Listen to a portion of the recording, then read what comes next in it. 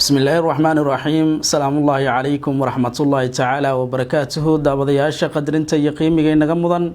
ee naga daabanaya muuqaalbaaya VOA Somali TV waxaad ku soo dhawaataan barnaamijka awoodsiinta naafada oo toddobaad walba maalin walba isniina xiliyadan oo kale aad ka daawataan VOA Somali TV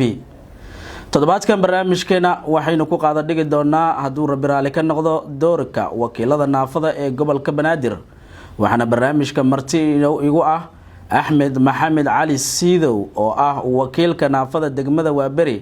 ana afayeenka naafada gobolka Banaadir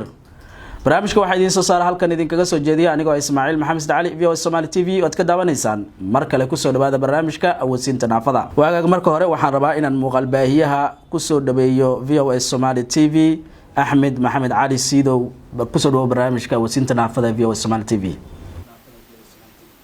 بسم الله الرحمن الرحيم الحمد لله رب العالمين والصلاة والسلام على أشرف المرسلين سيدنا محمد وعلى آله وصحبه أجمعين أما بعد أولا وحام هذا الله سبحانه وتعالى وما تنسكين كلمي إذا عدى فيوس تي في فويس تي في أد مامل كذا يو شغالة هذا يو ولياش هذا كل waxaan ugu mahadcelinaa siday mar walba ay u taageeraan naafada gobolka Banaadir iyo naafaweynta guud Soomaaliya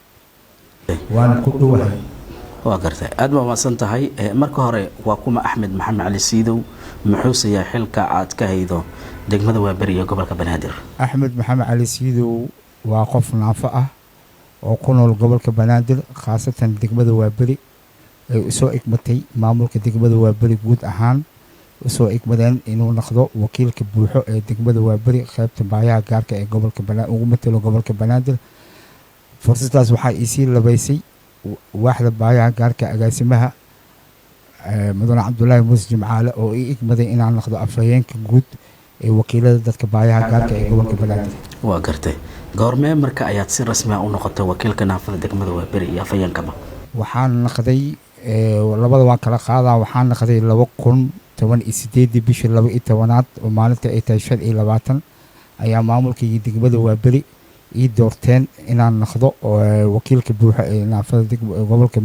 naafada degmada Waaberi matalo waxaan ka sii horeysay intaas waxaan ka sii horeysay anigoo mar walba u qareemayo naafada guud ee gobolka Banaadir waa gartay fursadda labaad aan helay waxay ahayd 2023 bishii Agoosto oo agaasimaha waaxda baayaha gaarka gobolka Banaadir mudane Cabdullaahi Muuse Jimcaale oo ii ogolaaday aan ka ogolaaday inaan noqdo afhayeenkii guud ee wakiilada dadka baayaha gaarka ee degmooyinka gobolka Banaadir waa gartay aad wada maasantahay mudane Axmed Maxamed Ali Siidow waxaan rabaa naafanimadan mid aad ku dhalataa mise maya waxaan midaan ku dhashtay laakiin alxamdulillah qadartii ilaahay in lagu xamdiyo aaroon mar walba waxa waaye alla subxaanahu wa tacaala wuxuu kuu qoray magafisid aniga ciyaartooy aan ahaa lixdii lixaad anoo qabo ciyaartooy aan ahay dagaalkii afarta oo igu dhacay maxamed siyaad bare ka bacdina dagaalkii afarta bilooda ayaan xabad igu dhacday labada lug xabad iga dhacday waa sidaasaan ku naafoobay waa gartay aad waa maasantahay ka waran marka ma jirtaa saameyn noloshaadii waxbarashadaadii iyo shaqada iyo bulshadaba ay ku yeelatay naafanimadaada kadib markii aad naafowday wallaahi xili aan qoostay waa jirtay xilliga burburka oo hogaamiyay kooxeedyada iyo wadankan 99 iyo koogi wixii ka dambeeyay burbur ay noqdeen markaas markii xabadda igu dhacday xoogoo dismoraal waa noqday laakiin alxamdulillah waa ka soo kabsaday xilli ka dambeeyay waa ka soo kabsaday ilaan aan markii dambe aan noqdo hormuud oo naafada gobolka Banaadir u dhaqaaqo waa gartay ka waran dhinaca waxbarashada iyo maaragta saameyn ma jirtay ay ku yeelatay iyo shaqadaadiba naafanimada maya waxbarashada adiga waxaan ka baxay 87 87 aan ka baxay markii dambana waxaan noqday qof oo professional baawuri ah magaalada sidaas aan iskaga xamaalin jiray alxamdulillah dagaalada markay dhaceen meel xamaalashi email dadkii kala ordaayo nasiib wanaag dadkii ku dhaawacmay kala dalka u haray waa gartay ka waran marka maxay ahaayeen caqabadihii ugu waaweynaa ee aad la kulantay tan iyo markii aad naafowday wallahi caqabado badan waa la soo maray laakiin alxamdulillah waa wax mid noogu muhiimsan waxay ahayd dadka sida uu wacyi gelin lahayn qofka naafa markay arkaan ama qof oo maxaan lahaa oo ayo nooc ah markay arkaan dadka waxay u malay jireen dad qof iska tuugsanaya ama qof liito laakiin waxaan ku dadaal ku sameynay annagoo oo rag badan isku kaashaday oo dallado badan iyo ururo iyo waxgarad badan iyo aqoon-yahano badan ay noo soo baxeen inaan dadkii aan ka dhaqno bulshada aan ka mid nahay bulshada dad wax qabsan kara inaan waa gartay kabaran adiga shakhsiyadaada maxaa kugu dhiirigeliyey inaad noqoto afhayeenkii naafada gobolka banaadir iyo sidoo kale wakiilkii naafada degmada Waaberi ee gobolka banaadir wallahi waxaa igu dhiirigeliyey horta asxaabteyda maamulkayga degmada Waaberi aniga sidii hore naafada dadka oo oleeya waa ka mid ahaa workshoopyada maxaa lahaa xagga oo taakuleenta qofka naafada ah aad iyo aad aan ugu qayb qaadan jiray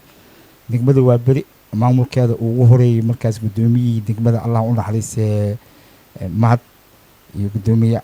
maxaa lahaa arrimaha bulshada markaas noo ahaa Cubeyd iyo xogeeyihii hore Maxamuud oo hadda Garis Baali joogo kulligooda waa salaama laakiin qofkaas inta Ilaahay qabrigiisa uu waasiyo ayaa tala soo jeedin iyo soo jeedin iyo gudoomiye waaxidadeeda hadda qaarka jooga saaxiibadeeda ah iyo wax dhintay alaan kula xal waa ka aqbalay inaan macnaha matalo degmada Waaberi waayo degmada Waaberi ana waa ku dhashtay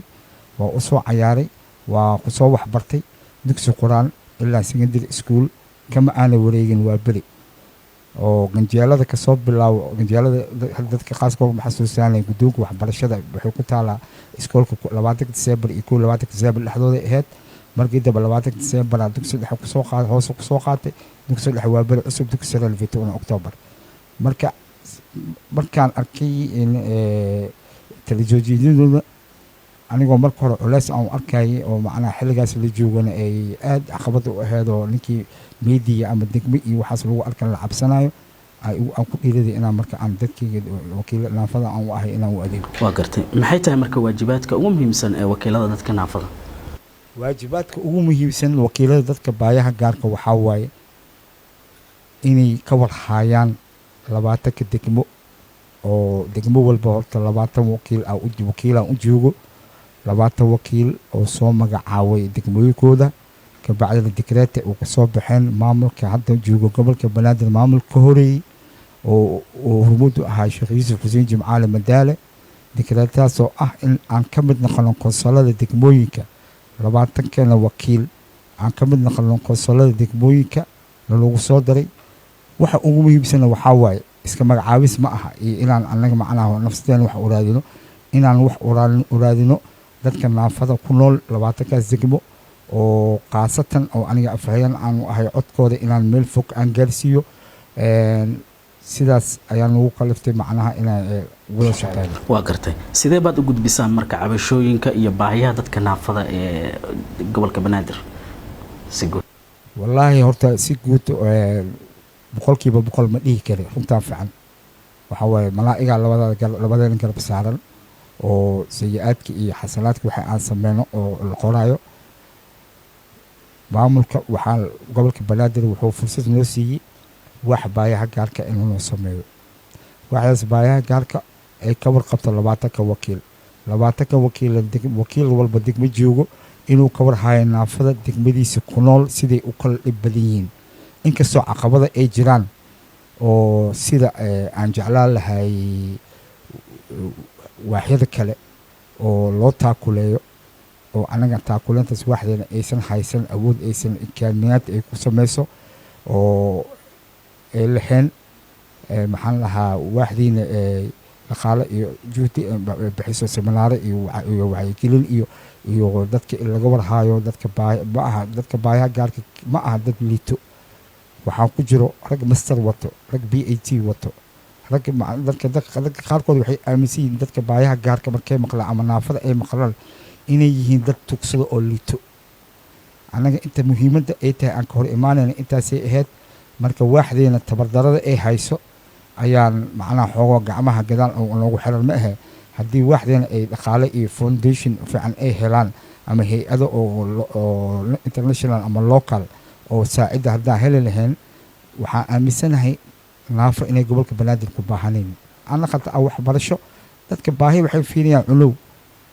cunow keliya ma aha haf bariis iyo haf bur la siiyo qofka waxaa ugu roon in shaqo abuur loo sameeyo oo waxbarasho qaybta dad waxaa jiro macallimiin ah oo isku dhagool ah oo aragga la inay fursad u helaan inay sidii dadka caadiga wasaaradda waxbarashada iyo tacliinta sare ay fursad dadkaas ay u siisay inay u siiyaan dadka kale oo maxaa aanan wax baran in macadii loo furo wax la baro macaydidii waagi hore maxamed siyaad baa dowladii hore maxamed siyaad baa raximahullah waxay lahayd macadii badan macadiyadaasoo farsamo dadka lagu bari jiray hadduusan aqoon heer sare u lahayn haddii aqoon heer sare uu leeyahay xafiisyadii iyo waaxyada agaasimayaashii waxaasay ka mid ahayn waa gartay aad baa wansan tahay maxay yihiin marka waxqabadka ugu muuqda ee aad qabateen tan iyo markii shaqadan aad bilowdeen shaqada aan markaa bilownay waxqabadka ugu muuqda aan qabanay waxay tahay inaan xog ururin aan raadino oo degmo walba qofba siduu ugu nool oo anaga group iskaashi aan samaysano 20 wakiil oo agaasimaha uu nagu jiro aan ka warqab qaadano oo dhibaatada markaas degmadaas jiro ama degmada hebel haddii wax laga sheego ama maxaa haddii ay dhibaato wax u baahan yihiin oo qalab aqab iyo waxaas haddii u baahan yihiin in laga warhaayo oo la iswargeliyo 20 wakiil muhiimadda intaas loo sameeyo intaas waa gartay waa sidee marka xiriirka wada shaqeyn maamulka degmada gobolka banaadir iyo xafiisyadii naafadaba wallaahi 20 wakiil horta waa wada shaqeeyaan oo maanta wakiil gurigiisa joogo ama soo saliintiisa jiifo oo graduation iyo ma jiro 20 wakiil aniga khaasatan degmada waa beri haddadan aan kula hadlayo 3 shaqaan ka soo tagay mid waa degmadeeda waajib igu aheedoo saaka interlogyo loo furay waaxyada degmooyinka gobolka banaadir oo saaka aan ka qayb galay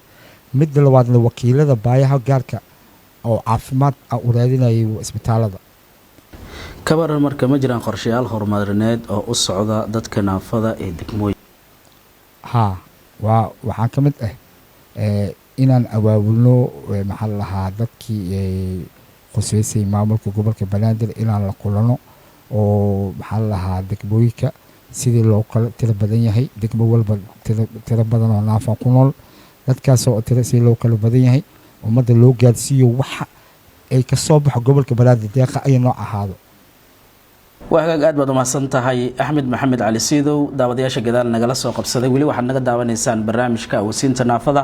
ee VOS Somali TV isagoo toddobaadkan marti inagu yahay barnaamijka Axmed Maxamed Cali Siidow oo ah afayeenka wakiilada naafada gobolka Banaadir sidoo kale ahna wakiilka naafada degmada Waaberi ee gobolka Banaadir isla mar ahaantaana in badan ah u duleela arrimaha naafada markii loo fiiriyo iminka Axmed waxaan u imaanaynaa qaybtii afayeenka wakiilada naafada gobolka Banaadir maxay tahay doorkaaga adigoo ah afayeenka wakiilada naafada ee gobolka Banaadir doorkayga waxa waaye qof walba oo naafo ah oo gobolka Banaadir ku nool bari ilaa galbeed waliyo cadde waqooyiga inaan bariga bartamaha inaan codkooda aan gaarsiiyo cid quseyso ama aan la qatay gobolka Banaadir baaxda baayaha gaarka ama hay'adda naafada qaranka inay noqoto codkooda ay gaarsiiyo waa gartay sidee baad isugu dawridaa marka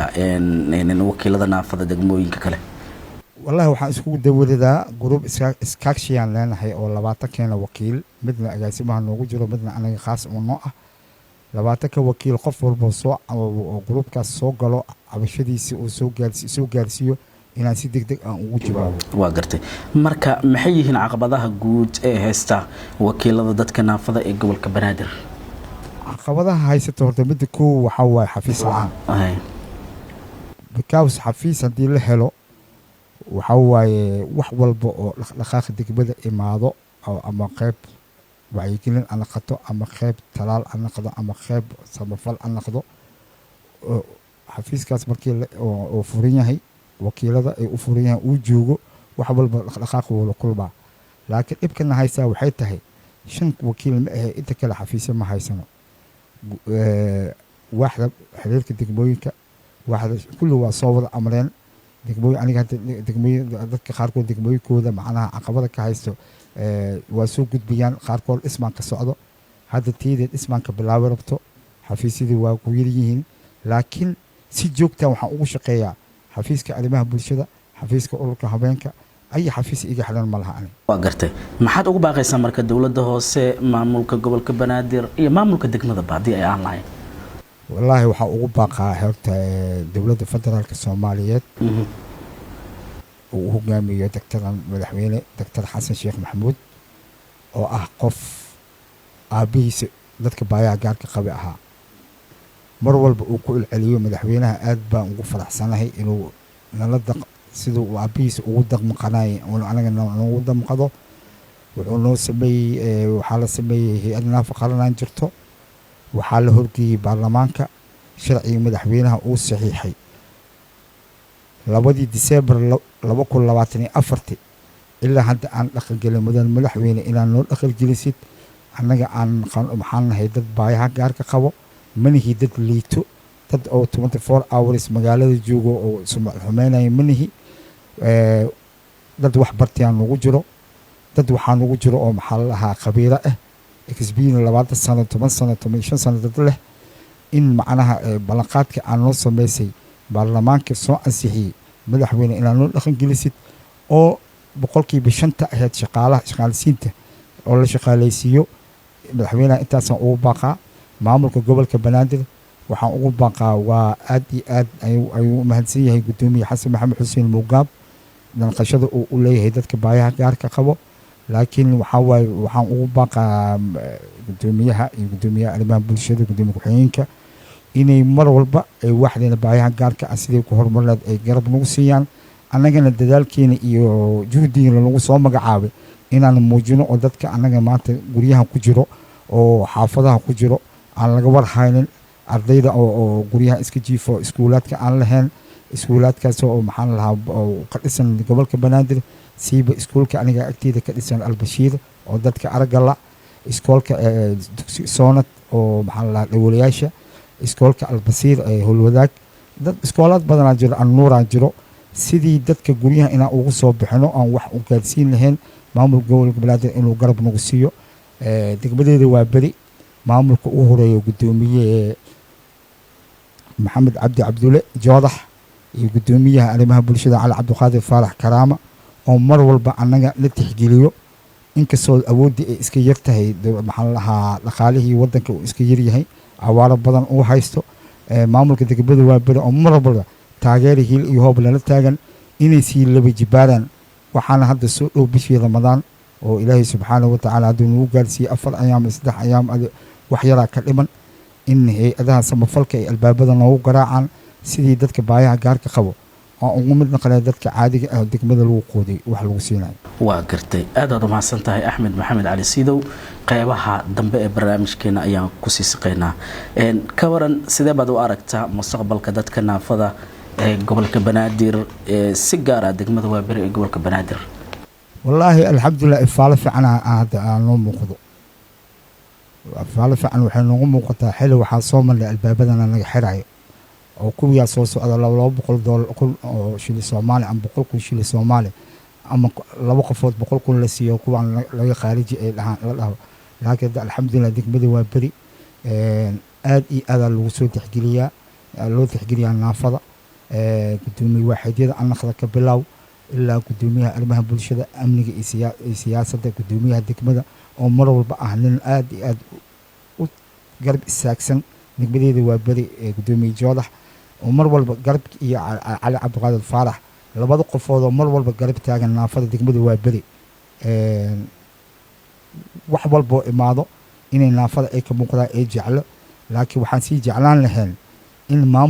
maamulka guud ee gobolka banaadir gudoomiyaashooda inay wakiilada baayaha gaarka qabo ay tixgelin iyo ixtiraam ay siiyaan sida ay degmadeena aniga aad loogu ixtiraamo ayu gudoomiye soo mara waa ixtiraamaye because anaa macnaha waxaa raadinayay wada shaqayn iyo ilaan oo dadka iga dambeeyo mar walba waxaa roon wakiil kastoo dadka baayaha gaarka ah inuusan naftiisa ka fikirin oo dadka degmadiisa ku nool ilaahu 4 qof au noqoto 5 qof au noqoto 50 au noqoto in macnaha degmooyinka qaarkooda ay la mid noqdaan waa gartay waad mahadsan tahay axmed maxamed siidow ugu dambeyn maxaa ay tahay taladaadi ku aadan ee aad siinayso dhalinyarada naafada ee Soomaaliyeed wallahi talo waxaan siinaa horta kow dhalinyarada naafada ah waxaan siinaa maanta fursada haystiin fursadaas oo ay siin maanta waxaa waa dawlad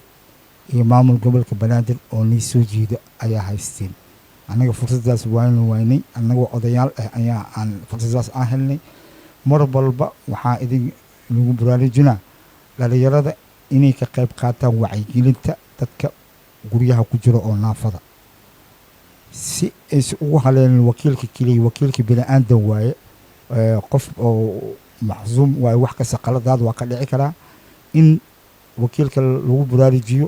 inuu degmadiisa tirkoob guud sax uu ka keeno inuu guddoomiyihiisa degmada iyo guddoomiyaha arrimaha bulshada oo saaxiib la noqdo oo si dadkaas siday u kala daran yihiin oo si cadaalad ah wax loogu sameeyo oo aan garab iyo kana xiga aysan jirin aniga consul waa ii dhinsan yahay consulkayga degmada free ay u yihiin degmada cid ka celi karta ma laha laakiin guddoomiyaasha wakiilada kale